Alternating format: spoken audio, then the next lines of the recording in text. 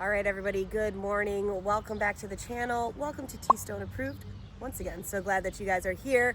So after we did our cool little Velocity Invitational event with Portia, Drew surprised me and he said, hey, we're gonna stay in Sonoma a few days, get a hotel in Sonoma, check it out, and then go wine tasting. So, good morning, babe. Hi.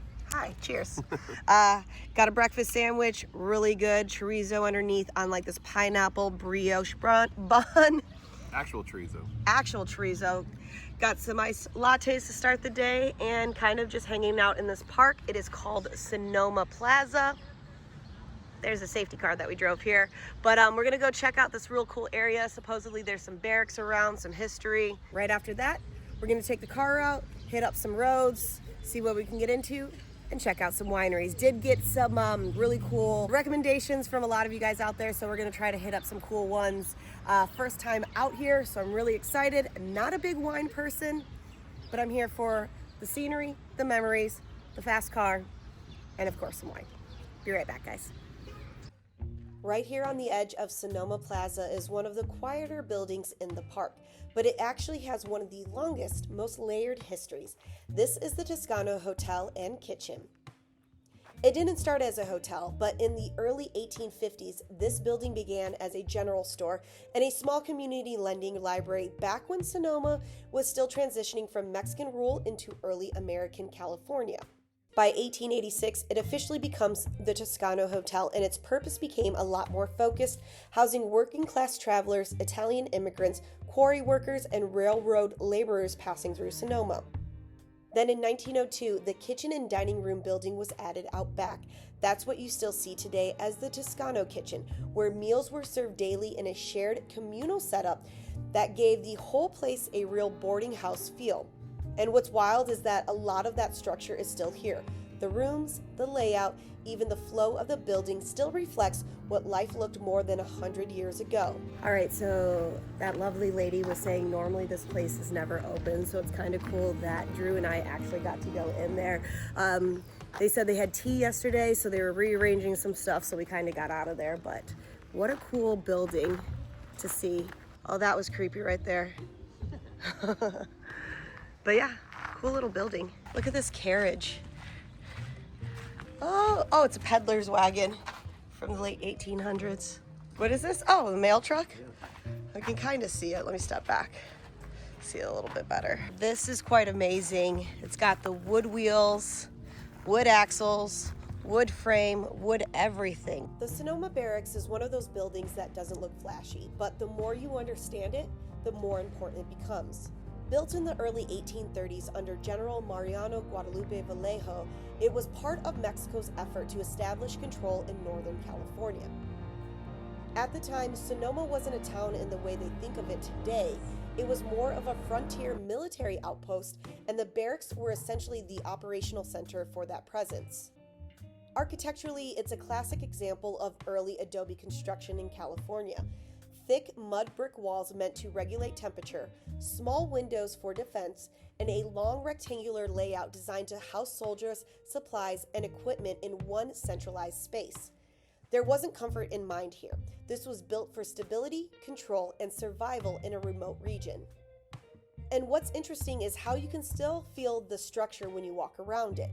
The walls are heavy, the rooms are simple, and the entire building has this grounded, almost defensive energy to it. Soldiers stationed here were part of Mexico's northern defense line, keeping watch over a region that was still very much in transition with shifting populations, land disputes, and growing foreign interest. But what makes these particular barracks so compelling today is that it's not rebuilt or heavily reimagined. It's preserved. So whether you're standing in front of it, behind it, or even in it, you're looking at the same structure that was physically present during one of the most pivotal transitions in California history. So here's the barracks that we were just at, hotel, the kitchen that we showed you, servants' quarters, right over there. Tank house and carriage house. Oh, that's the carriage house. Yeah, with the carriages in it. With the carriages in it. Look at how tiny those little doors are up there. Babe, will you go stand by that door so you can see how not tall it is? There's Drew. Well, I love that we were able to throw a little bit of history and some knowledge into the mix, but we're gonna leave this cool little area, downtown Sonoma, I guess, and see what else we can get into. Be right back, guys. Oh, it's us, babe. Quacktastic. It is quacktastic.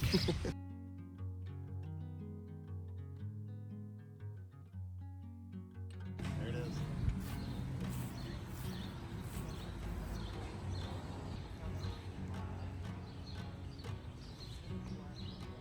It was created in that room right there. That's where the dude made it. And then he walked across the street, raised it up that pole. June 14th, 1846. During the revolt of the Mexican army. Fun facts with Drew again. Which is neat. That's why it says California Republic on all the California flags. It's an ode to the man that created the California Republic flag back in 1846. That's neat. That's current flag says California Republic because of that room right there. High five. Neat. Welcome to Buena Vista Winery.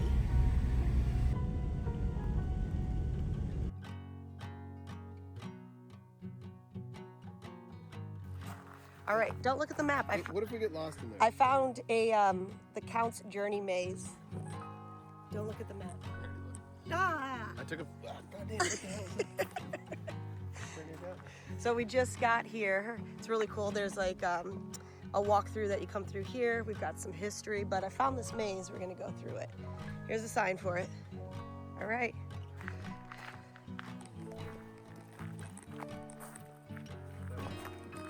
Maybe it is that way. Here we go. Oh no, there's a spider web. Get the spider web. It's part of the maze. Oh. Spider webs. Play no doubt. Spider webs, Anna, right here.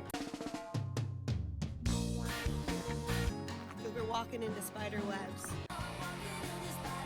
Oh, cool. Look it. I found something. Oh, I found another sign. Did we miss them? I don't know. All right, let's go this way. Oh, here we go. We're back out now. We made it.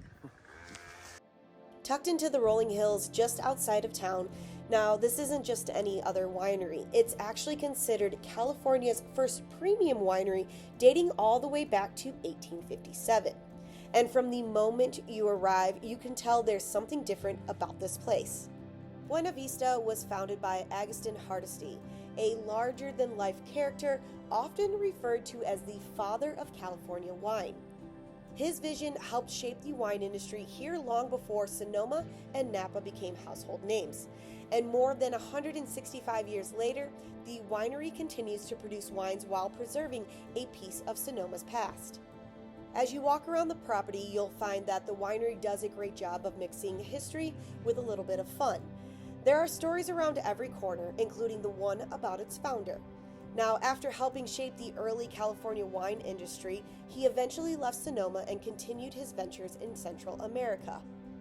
However, in 1869, while in Nicaragua, Haraszthy died under mysterious circumstances while crossing a river. And over time, stories grew that he was attacked by crocodiles, but the exact details were never confirmed.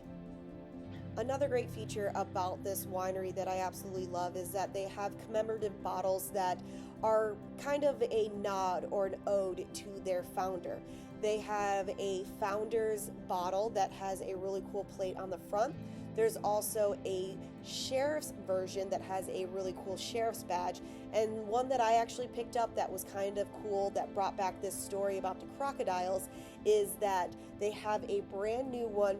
It is a very limited edition, but they do have one that's a bottle and a gold crocodile that is on that. So, I definitely had to pick that up because it was a perfect little memorabilia to take away from my first winery in Sonoma.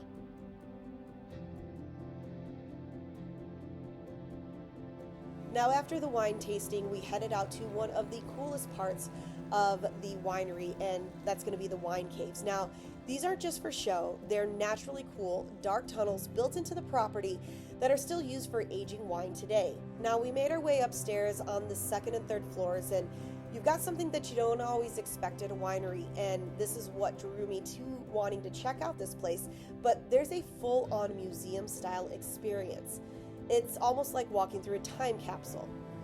You've got old photographs of Sonoma when it was still being shaped, original tools and equipment used in early winemaking, and displays that break down just how experimental everything was in those early days. You start to realize it wasn't this polished luxury wine scene like we're seeing today. It was people literally figuring it out as they went, from planting unknown grape varieties to building techniques from scratch. There's a real sense of trial, error, and a lot of ambition behind it all.